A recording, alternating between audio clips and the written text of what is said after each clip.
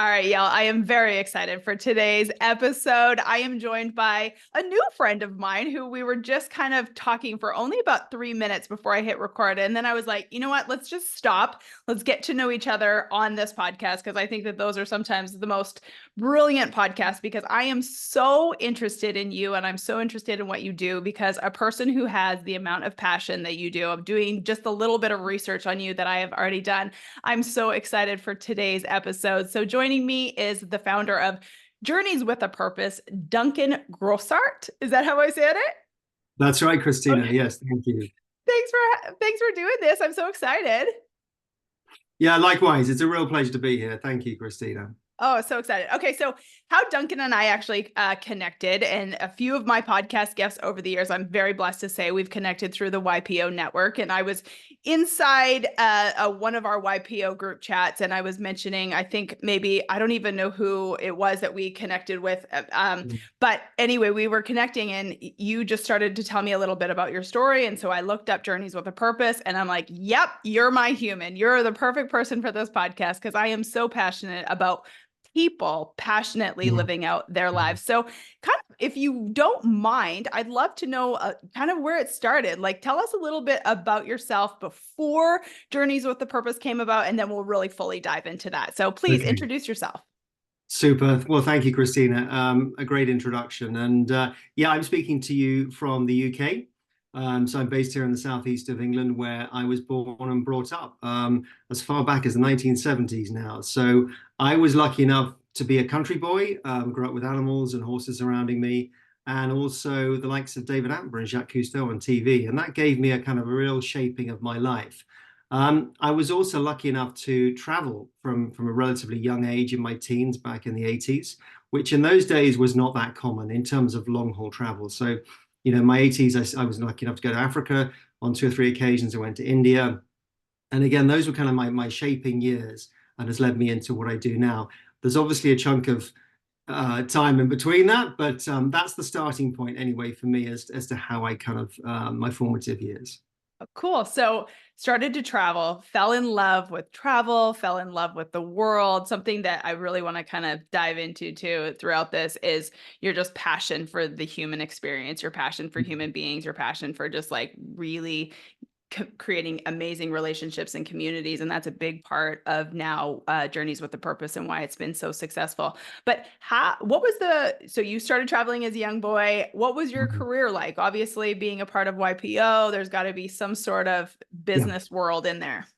Yeah, my academic career also included natural sciences. So just to sort of finish off that, so I studied zoology at university in London. I did a master's degree on equine science, but I'd always been interested in business as well. So I went from there, finishing my academic background, to working in London. I had a media and photography agency that became somewhat successful. We had offices in the UK, in Germany, America, and international partners all around the world. And that was my qualifying YPO business. And I got into that because I had a real passion for photography and visuals. I'm slightly dyslexic, so that's how I read the world, is more through visual media, stills, emotion, and so on, rather than through text. And that was an incredible journey in of itself. Is growing a young business up to a kind of a not a large business, but enough where you have to let go of control and manage people rather than the job at hand. So that was my YPO qualifying business. And it was a lot of fun. It taught me about international aspects, about creativity, technology changes, organizational design, and so on. And but I'd always had this burn to get back to my roots around my environmental and conservation work and so on. So I started out that business about 12 years ago, and I've been involved in environmental work and sustainability initiatives ever since then. In the early days, and more recently around this theme of ecosystem restoration and rewilding, which led me into Journeys with Purpose. So in a way, the photography was the sort of first half of my adult career, and then what I do now is the second half. That's so cool. A lot of people kind of look at my world and are like, you're in this coaching realm and this like personal development space, but you used to play golf. Like, how did those two things correlate? And I always say that it's, basically in my golf career, I wasn't really that great at golf. I called it the trifecta. I was kind of good at golf, kind of good looking, and kind of good with like the human connection part, like the people part. And Yeah. those three things put together worked wonderfully for me. But I was always surrounded by very successful business people, a lot of guys, but a lot of the, Fortune 500 companies, a lot of really successful business people. And I learned so much about business and the mindset and, you know, how to basically persevere through so many things. And so sometimes people can't see the correlation, but I'm like, as a performance coach now, I mean, oh my Mhm. gosh, I was surrounded by high performers my whole entire life, and it just was a beautiful transition. So it seems like yours was a beautiful transition as well. So did your company get bought out, or did you sell, or how did that go? Yeah, I sold out of it. Oh, So cool. that enabled me to then go on and pursue what I do now, which is kind of my real passion. And you talk about sport, and you've been performing at a higher level than I've ever done. But I'm a huge enthusiast for sport, and I think the ethos of sport and the team spirit and goal setting and so on like that. I would say I'm more of a participant than a podium place person, but sport has taught me a lot as well. And the value in sport or business of having mentors, people that you look up to help understand what is achievable. How can you get through to the next level in whatever field you're in, and fight against the really strong odds. And I think YPO has helped me with this as well. Oh, totally. Is and it is constant reminder about, well, I mean, we can talk about what is success, but actually, whatever goal that sort of sits within, whether it's financial or some other success, or it's a family success, a lot of it is about, it's been described to me by extreme persistence. That is one of the tenets of success. Is I certainly don't have outstanding sporting qualities or brain qualities, but I am pretty dogged and determined, and that helps an enormous amount. I totally agree with you 100%. I've always said, like, I'm really not unbelievably smart. I'm really not unbelievably, like, I'm actually not super talented at golf. I started playing golf when I was 18 years old. I got really good really fast, and that was only due to the fact that I think two things. Number one, I work harder than most people, and Mhm. number two, I think, is the fact that I am so unbelievably competitive that I would rather lose my arm than lose. So I think that that's always helped me along the way. Like, like, one of my big mottos is I will always find a way to yes. Like, Mhm. no is just a starting point. Perfect. Now let me find a way to yes. And I think that that quality is, I think it can be a skill that is learned, but I also think that there's people that just have that innately inside of them. When I was Mhm. interviewing TP Chopra, who is a YPO member from India as well, I remember him saying that, he's led huge, massive global teams. He led these huge teams all around the world. He was the president in India of oh my gosh, I'm totally drawing a blank.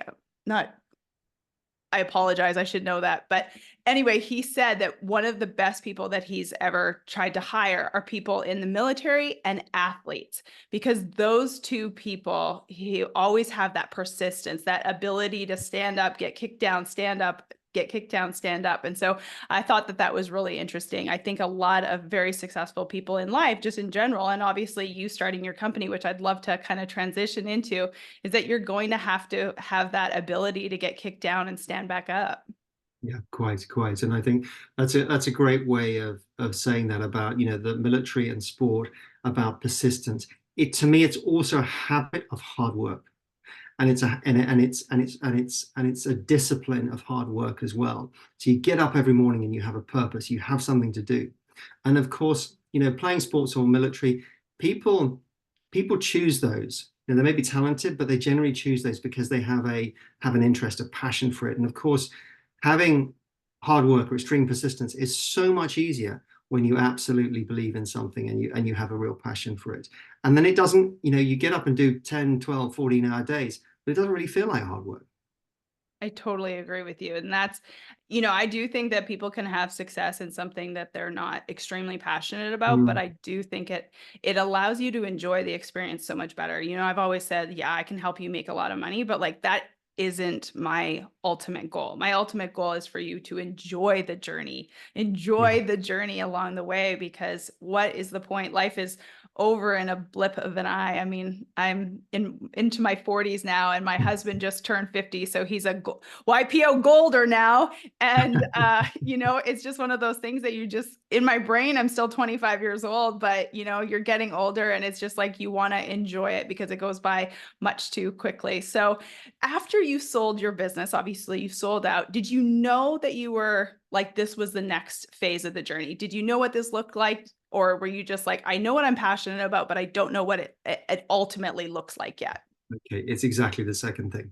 Yeah. It was that burn inside to say, I have a passion for the environment, sustainability, natural world, conservation, and I've been involved in a number of things in the early years, but it took me a while to discover what really ignited me. And so, you talk about the journey and the age that one is at. I'm in my almost mid-50s now as well. So, things do change as you go through your career. And what ignited me was hearing amazing stories about amazing people. So we've all heard about, it's about the journey, not the destination. But to me, it's also about the company you keep along the way, along the journey, which is so important. So I started hearing these stories, particularly one that really stands out is the story of Doug and Christine Tompkins, who Doug sadly died about 10 years, probably 8, 9 years ago now, in a kayaking accident. He would have been in his early to mid 80s by now if he was still alive. But he was the founder of North Face Clothing back in San Francisco in the 1960s. And with his first wife, the founder of Esprit, which of course was a huge retail success, particularly in the 1980s. But he was also a sportsman. He was a skier. He was a kayaker. He was a climber. And as he was growing up, one of his very best friends was Yvon Chouinard, the founder of Patagonia. And so here you have someone who has amazing corporate entrepreneurship and success, but in working in a very fashion-driven environment, clothing and so on, he could also see the consequences of what was happening to the natural world when he was out climbing with the development of our economic model. And so with his second wife, Chris, who had been the CEO of Patagonia for 20 years, he sold out of all of his businesses and assets, and they moved to Chile and Argentina in the early 90s. And I'm just going to tell the story very quickly from that 30-year period.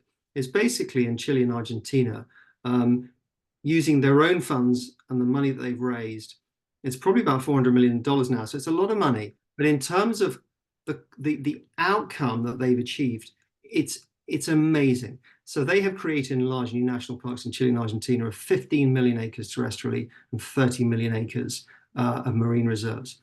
And to me, this is just the gold standard in nature conservation, taking corporate entrepreneurship into, if you like, impact entrepreneurship and doing it at significant scale and affecting positively the lives of thousands of people in rural communities. So that was a very inspiring story for me. And then there are others around the world as well. And I wanted to get engaged with this, and I was helping with media, fundraisings, events, and so on. But I really believe in moving people from an intellectual acknowledgement that we can make positive contributions and impact to an emotional engagement. And I know I've communicated with you about leading with the heart. Yes. And it's about relationships versus transactions. And to me, what's my place in the team? If you use a sports analogy, where can I play my best role?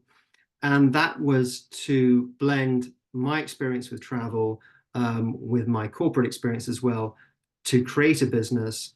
So I'm a big fan of Patagonia and the business model of creating conservation and impact experiences in nature, in the wild, where we can showcase some of these amazing stories and get people involved, get them engaged. So we have guests that come into these projects. So that's the outline of the sort of the background and why I got involved. That's awesome. So when you left your company and you knew you wanted to make an impact, did you already know the gentleman who did this, the Patagonia? Did you know them, or No, did you just know no. their business model, or like you just knew that you wanted to do that kind of impact? No, I mean, I didn't even know that then. I mean, that was sort of, that came about through, you know, keeping on asking the questions about who's doing good work in the environmental, world. And so that's how that came about. I discovered these stories in later years. This is probably 7 or 8 years ago now, so relatively recently. And it's been doors that I've opened that I didn't even know existed. And I thought, well, if I didn't know about them in my mid 40s, some of these incredible stories of people working on amazing project work in amazing places, then in a way, it's my responsibility to try and share some of these great stories with other people because they are still undertold, Oh my which gosh, is so absolutely. I didn't remarkable. even know, like when you and I first connected, oh gosh, it was a minute ago, a few months back. I had just finished booking a trip for my husband Nathan's 50th birthday, and we ended up going to Peru. We did Machu Picchu. We did Mm, actually another YPO member, he owns Mountain Lodges of Peru. So they're mm. the bunch of lodges on the way. It's the Salcantay Trail is what we ended up doing or whatever. But had I known about this, and I'm not saying that we're not probably possibly going to, use one of your journeys in the future, but I didn't even know anything about it. Like I had no clue. I just think it's just so brilliant. I mean, to me, I think one of the greatest things ever is, I did a podcast years ago called I Pay for My Friends.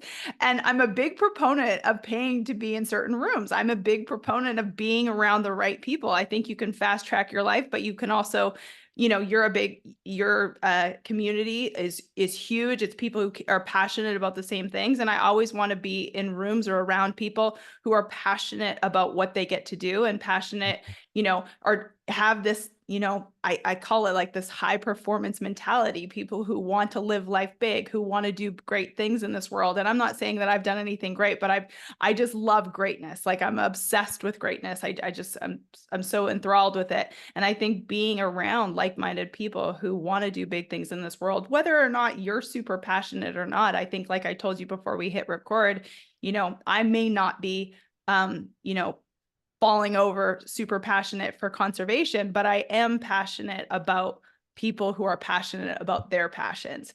And so I think that's so cool that you're doing this. Deciding it's your turn, the name of this podcast is really for people to decide it's their turn to do the thing that's on their heart. And I always like to kind of give some tangibles because I think people like have these big dreams, but then they start thinking maybe steps 10 or 100, and then they stop themselves from doing it. What were like some of the first steps you took in starting this company? Okay, I think that's a really good question. And going back to what you were saying there with people with passion and purpose, it's 100%. incredibly inspiring and it gives good energy.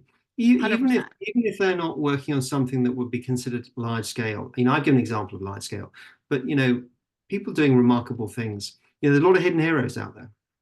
I think just in terms of coming to your question around, where to start is I started at the bottom, and you have to eat a lot of humble pie from when Exactly. you've gone sort of running a business with offices and reports and so on like that to starting at the bottom from particularly from a knowledge base as well. So it's accepting the fact that you're a junior in the system and listening and learning a lot and as I say, being humble about it. So that was the beginning of the process. And then of course you can reflect on experience and understanding about how one grows an organizational company or networks and so on. And it's helped me with I think having that foresight as to about how to approach building something where you feel it can make a strong contribution. So what we put in place was some design dynamics around the business. So we're B Corp certified, we're members of the 1% of the planet, we belong to other organizations as well that are strongly focused on impact. So where coming back then to summarize what you're saying is sort of starting at the beginning, being humble and having the benefit of some design foresight, if you like, on what one wants to do. But with all that said, it's walking into the unknown. It really is. So you've got to have an appetite for risk. And I think Yes. that's really exciting, though. Exactly. And going back to TP Chopra, he was president of GE India. I don't even know how I can't remember GE, Christina, come on. But anyway, he was talking about how he left his position, and it reminds me of your story. He left his position at GE where he's the head of the food chain of GE, and he wanted to step out into his entrepreneurial journey. And he talked about the fact that, like, it's hard to walk away from corporate jets and being the man of the room and doing all the things to, taking the risk to try again. And you have all of these, little mindset things come in, like, should I be doing this? Can I do this? Who am I to do this? Why will people follow me? What if I fail? And all of these things. Did you have any of those, beliefs when you started out on this journey? All of the above, yeah. I mean, it's all of those. But I think what has made this so much easier in a way. I mean, I work harder than I've ever worked in my life, and I've worked hard. We've all Yeah. worked hard. But it just feels like it's so the right thing to do. It really is. And I know you and I talked about this before the podcast started, but I'd like to read out to this quote for you. And I don't Please. hold it in my head from Chris Tompkins of Tompkins Conservation, of which I've already given it to you. But it's about the emotion, the burn inside. And she says, I hope that whoever sees this gets the message that these things don't happen on their own. Everybody has to get out of bed every day and do something meaningful that has nothing to do with themselves. Protect those things you love. You have to jump into the fray. You have to get really serious about spending or investing a portion of your life doing something that sees you become an activist, a defender, raising an army to protect the natural world. You have to be inspired by people, but you also have to just want it on your own. And I think, that's one of my kind of touch points, because it says so many things about looking for inspiration in others, but also you have to have that burn inside. So whatever people do with their lives, whether it's natural world conservation or some other, endeavor, it's almost like trust in your heart. Even if there are doubts about how it's going to happen, trust in your heart and follow your heart. Undoubtedly, it will be a rocky road, but it's going to be much more rewarding than picking up a paycheck from somebody else's, pocket that you don't have a passion for. Oh, that's so good. Where is that quote? Where do we find that quote? It just Chris Tompkins quote? I took it from a video that she recorded. I'm going to send it to you, Christina. Please, and we will put it in the show notes. And the day that this comes out, we'll be sure to post this as well for people to share it. We'll put it on a quote graphic. I'll have my team do that. I love what you said there or what she said there, because I think it's just unbelievably true. I think people sometimes they have these doubts and these fears, but I think just like what you said, it's inside of us. The three pillars that I kind of coach and teach on that not everyone knows, but it's decision, faith, and action. And for me, faith is God, but I always say, like, faith can be doorknob, woo woo, source, universe, whatever for you, but make a true decision, have the faith that it's going to work out for you, and then take a crap ton of action. And I think, unfortunately, I don't know where your views are on this, but I think sometimes we've swayed to, like, people don't really want to work as hard, and, like, it should be easy. And especially in the space that I live in, it's just this, people, I don't know, it's just this weird thing that people don't want to work as hard, or perhaps certain people, or maybe it's just, I don't know if it's a generation thing. And I don't know. I don't know if I sound so old saying that, but it's like, yes, it's gonna be hard sometimes, and you're gonna have to work harder than most. I've always told this story. I was back in, I think it was 2018, I was hosting my first event, and I had the opportunity. I don't know if you know who this is, but George Strait, he's a big country singer. Do you know who George Strait is? I know the name, but I can't Okay. confess that I know him Yeah. well. He's like they call him the king of country. Like, he's the best of the best. And I was at the time still playing professional golf, and I had the opportunity to go with him and my buddy Jamie Johnson, who's also a country singer. They're like, hey, we'll stop the jet off, pick you up on the way to Cabo to play in this event with the founder of Tom's Shoes. Like, it was just like, imagine as bougie as you can imagine. And Yeah. I had to say no. Like I had to say no. I was planning something. It was so important to me to make it pull Mm. off. And that's just one little tiny story that I think every successful person has, a person who's so passionate about what they want to do and the impact that they want to make in this world. You're going to have to sacrifice something. You're going to have to, but I don't regret that for a second, an iota. Exactly. Sacrifices have to be made, but on balance, it's you're always, the path curves and twists and turns, but that's the path we're on, and that's incredibly powerful, rather than blowing whichever way the wind goes at a certain day. And going back to what you were saying about, hard work, I think, each their own, but I do believe in hard work. Not all the time. You know, work and no play makes Jack a dull boy. But it goes back to that thing of a habit of hard work. But it's so much easier when you get up in the morning and you have a purpose and a meaning to what you're doing with your life. And I think that's powerful. And it does have pain at times with the work and overload and so on. But it's better than not getting up in the morning and not knowing what to do with yourself.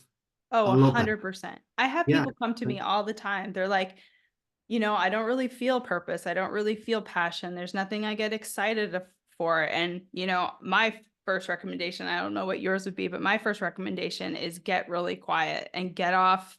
Just quit looking at what everyone else is doing because I believe it's inside of you. I believe that every one of us has that one thing that they're super passionate about. For you, it might be conservation. For me, it's like the performance, the mindset stuff. But for someone listening, it might be gardening. It might be whatever. It literally does not matter, but you have something that sets your soul on fire. You have something that you can talk about all day long. Like I'm a positive, if Duncan and I wanted to talk about conservation for the next 12 hours, he could pull it off. Yeah, we can find it. That's the other big thing is to focus on stories of hope and positivity and causes of hope and positivity. Sorry, I'm reaching over here because Please. you're a lifelong learner. I'm a lifelong learner, and I've just downloaded something that was on the Tim Ferriss website. Oh, I like him. Read what did it say? It talks about 17 questions that changed my life, and I haven't read it yet because I've literally just got it. But I do remember the quote is, that moment of taking a pause and being quiet and not running with the flow of what's going on around you. And this is a quote by Mark Twain. Whenever you find yourself on the side of the majority, it is time to pause and reflect. And to me, that says, if you have a burn inside to do something that doesn't feel like it's the fashion of the day, don't worry. It is quite galling if you're sort of outside the main social stream or work stream. But if you know it's true, it's like faith. Follow that path, because there are other people out there that think the same way that you do. And I'm convinced of that wherever they are in the world. And that is the power of, I suppose, more global communications as well. There are kindred spirits out there. Absolutely, Absolutely. 100%. And your company is like living proof of that. So when you finally got Journeys with Purpose up and running, so obviously the backbone behind it is Mhm. transformational experiences in wild nature, the conservation part, like combining Mhm. the two together. How did this really start taking off for you? How did you really start? So like you obviously had the purpose, you put this business together, but like how did you really start getting this message out to where I kind of know because I was looking up on it and I love the fact that you use the power of human connection, but tell us a little bit about that, how it really kind of got going. Okay, so again, I'm going to turn back to Chris, and it's the gift we can all give in our own way. And I am eternally grateful to her and her team. And it was a very simple, in a very simple and very difficult request. Can we? And the message comes back, yes. So we began with our first major trip to go and visit one of the parks that Chris and team have developed in Argentina over the past 20 years, where it's a story that somewhat mirrors the reintroduction of wolves to Yellowstone. back in 1995, but in 3 or 4 years ago, they reintroduced jaguars back into this new national park in northeastern Argentina after a 70-year absence. And then they've been reintroducing other species and so on over 2 million acre new national parks. So, it was about forming, the first thing was forming relationships, key relationships on the ground that we have with rewilding Argentina, rewilding Chile, relationships in Brazil, going up through the Americas.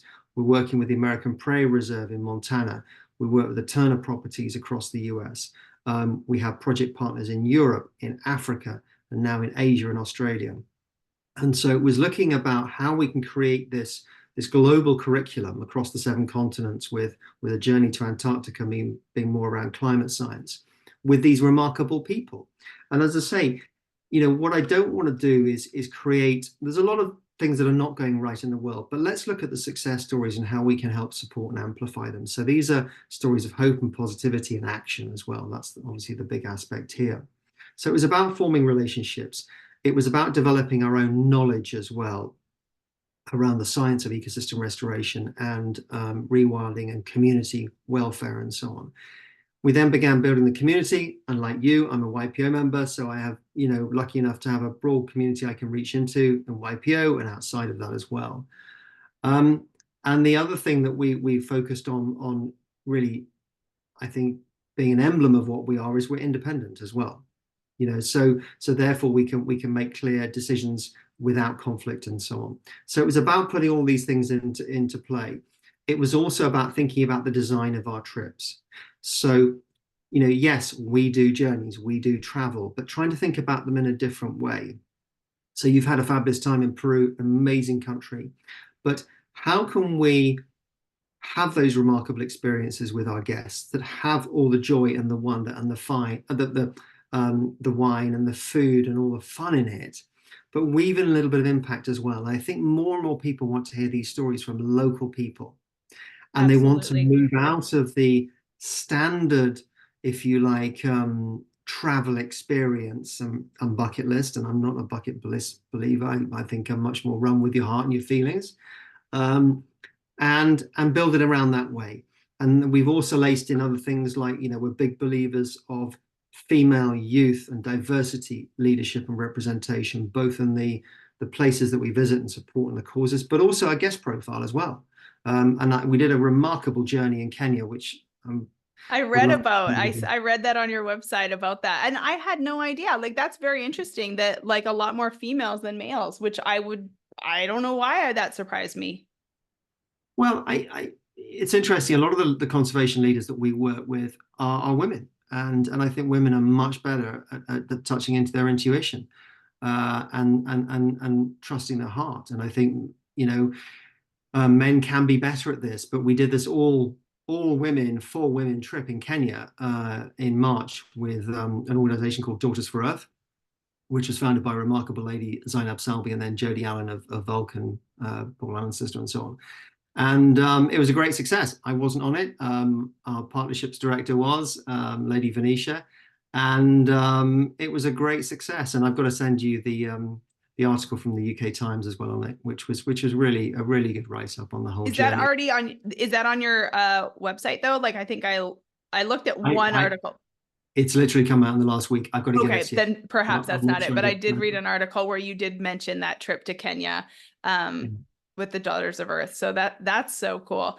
Uh, so are these trips like how do you obviously I'm assuming that these trips are very much targeted to a person who wants to have more of, a luxury type of experience with an impact. Would that be correct way to kind of describe the trip?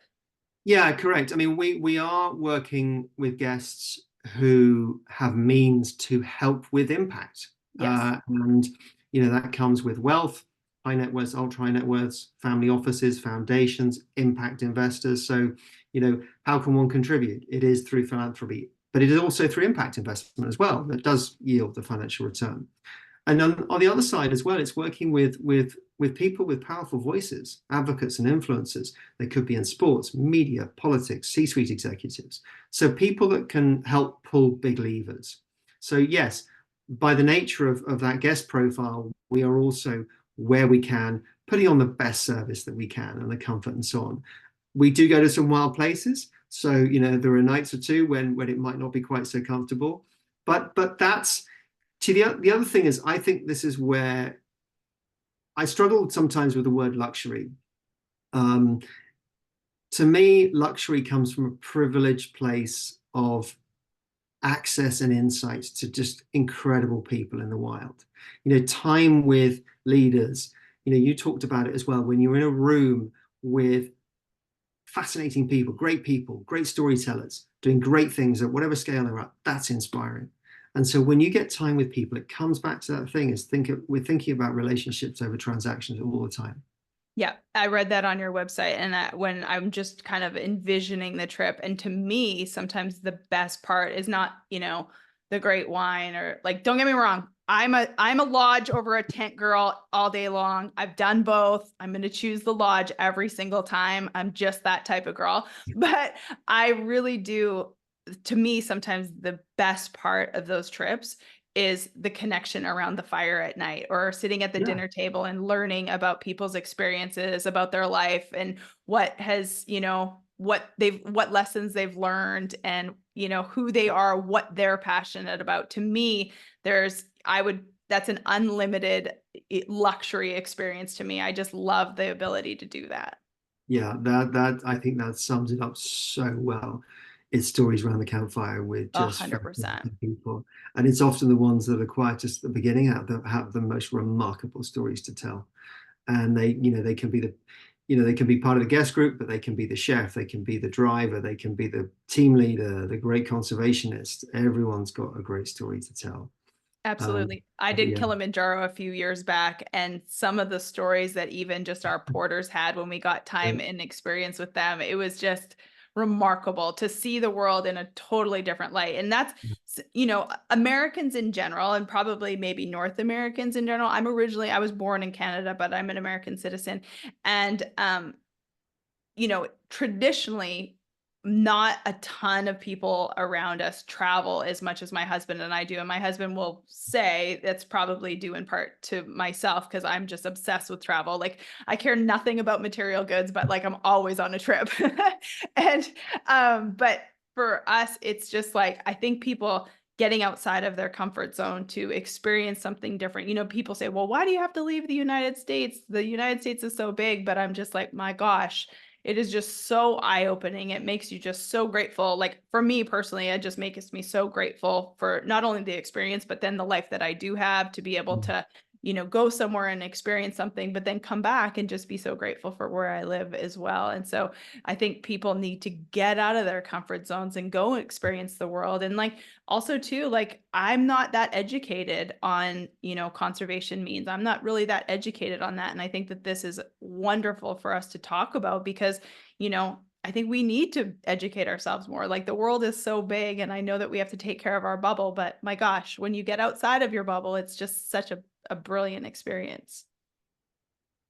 It is a wonderful world. It's a wonderful, precious world, full of wonderful people, wherever they are in the world. And, we have political challenges, but I'm lucky enough to have been to 60, 70 countries. So a lot, but not as many as other people. But, I've been to some pretty interesting places. And, one of the big lessons for me is that about tolerance. And everybody in the world has the same challenges. The vast majority of people have their friends, their family, and they are working to put a roof over their head and food on the table and break bread and have some fun and laughter with their friends. And it doesn't matter where you are in the world. And there are, then political challenges that interfere with good communications and good human spirit. So, you've talked about traveling. It is the great educator in so many different ways of meeting people and understanding different perspectives. So I welcome anyone who wants to get out in the world and explore it further. We have our journeys in strong conservation areas, Chile, Argentina, Central America and other areas and so on around the world. Myself, I'm going to Pakistan on Friday for a couple of Oh, weeks, which is, not where everyone would think of going, but it's one of the most beautiful countries in the world, in the mountains. And then in June I'm off to Georgia and Azerbaijan in the Caucasus. Oh my So, gosh. go out, explore the world. It's a remarkable place with remarkable people. Absolutely. And I think that that's exactly the key of what you just said there. And I want everyone to kind of hear that it's really, we're all exactly the same. I remember my husband and I were on a small boat in Thailand, and there was probably 15 different languages being spoken. And yet kids were kind of playing and all the things. And my husband looked at me and, he, at that time, maybe we'd only been together like maybe 10 or 15 years. And he just looked at me and he's like, we're all exactly the same. There's like 15 languages being spoken on this boat, and yet we're all exactly the same. We're all smiling at the exact same thing. We're all laughing at the exact same thing. We Yeah, all get mad about the exact same thing. We're so much closer than we probably even realize, for sure. So absolutely. something that you said that I just wanted to kind of end on, because I think it's very interesting. You said you don't have a bucket list. You don't have like bucket list travel. Tell me about that, because I think that that's so interesting, because we all like have this bucket list. Nathan and I call it actually our live life list. So we have a Yeah. live life list, not a bucket list, because we're trying to focus on the positive. But tell me why you don't have a bucket list. I, I've never had one. I think it's always because I've felt my way forward. It's saying to myself is like, oh, I want to go this year, and I'll go back again. India is one of the countries I travel most in the world. I just keep being drawn back to it in certain places in India, and it's more about feeling my way forward with what feels good at that time, rather than having a sort of a structure to it, if you like. And I think it's served me very well. It's also served me to explore some places that have really been off the beaten track as well. So outside of the sort of the icons of travel, and that's been fascinating too. I know we'll wrap up shortly, but there was one thing that you said earlier about children and kids that I really want to bring up. Please. And for those with children and families, it is one of the most magical experiences in life that you can do, is to travel with kids. At any age, whether they're young, well, they generally need to be a bit older to absorb the information. But I was with my 12 and 14-year-old when they were that age in Kenya a couple of years ago. We had an amazing experience. And we're going to Bhutan this August. Traveling with kids is just magical, particularly when you can take away some of the sort of the paraphernalia and just be there together. Or it could be with friends. And you described it, being on a boat with the local families and so on. But kids they haven't collected the baggage in life that we do as adults. And they just look at this joyful, wondrous life. And it's a great dynamic for both adults and children. I totally agree with you. My husband and I we chose not to have children, but it's interesting, two things there. Number one, my parents, when we were little, took us away for Christmas. Like, so we traveled for like 2 months out of the year, like around the Christmas Mm, time season. And those are the things that I remember as a kid. Like, I don't remember any gifts. I don't remember that kind of stuff, but I remember time, exactly. like memories, right? So I think that that's totally amazing. And then the second thing is about kids. Like I said, I did Kilimanjaro back in 2019, I think it was. And I remember there was a couple that were on, I think they were maybe like a day ahead of us on the journey. And they had like little kids. Like, I'm talking like 8, 10 years old, doing Kilimanjaro. And part of Yeah, me in the beginning was like, oh my God, they're yeah. insane. That is the worst thing ever. Like, what a bad parent. And then when it was over, I was like, actually, that's the most amazing thing ever. Good for them. But like, part of me was like, oh my God, this is way too dangerous. What the hell are you doing? Kids are amazing, and they can do amazing things if we give them the room to do Yeah, it. And I honestly believe nature and the outdoors, and I'm going to send you another link about this, please. is the greatest educator for kids of them all. And they grow up much more quickly as well. If we insulate them too much, they take a long time to mature. But it teaches so many different skills, about self-sufficiency and an ability to achieve. So you've seen it in the flesh on Mount Kilimanjaro, an 8 and 10-year-old going up, and And I've done it as well. And it's not easy. It's not easy doing that walk. Yeah. call it a So hike. Make us seem a little more like badass. Like, it's a yeah, hike, not a walk. No, I'm yeah. kidding. No, it But is. It's hard. Going back to the kids thing, though, that I actually think that that's so interesting.